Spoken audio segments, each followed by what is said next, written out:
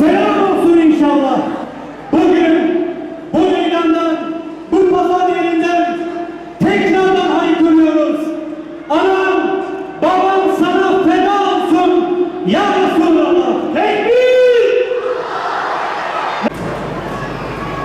Bismillahirrahmanirrahim.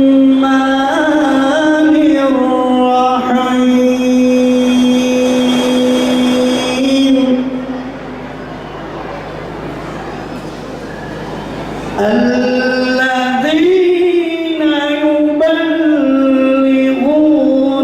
رسالات الله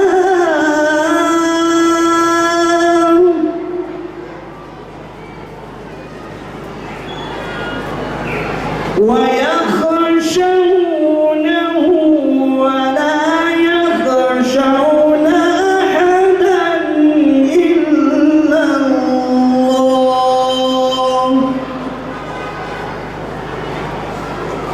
وكفى بالله حسيبا. Seviyoruz mürşidine mü'mina, esselatu aleyh.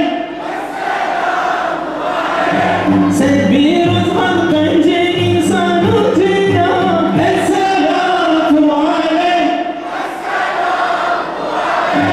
Seviyoruz Bahşevani Validi, esselatu aleyh. Bakın Allah Azze ve Celle Kur'an-ı Kerim'de Estaizu billah şöyle buyuruyor.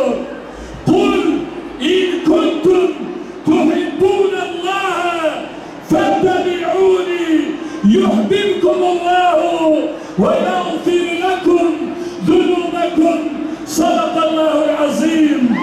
Ey Muhammed Mustafa, bütün insanlara söyle, eğer Allah'ı seviyorsanız Hazreti Muhammed'e tabi olun. Eğer Muhammed Mustafa'ya tabi olursanız Allah da sizleri sevecek ve sizin günahlarınızı affedecek. Evet Müslümanlar, Muhammedi olmak lazım.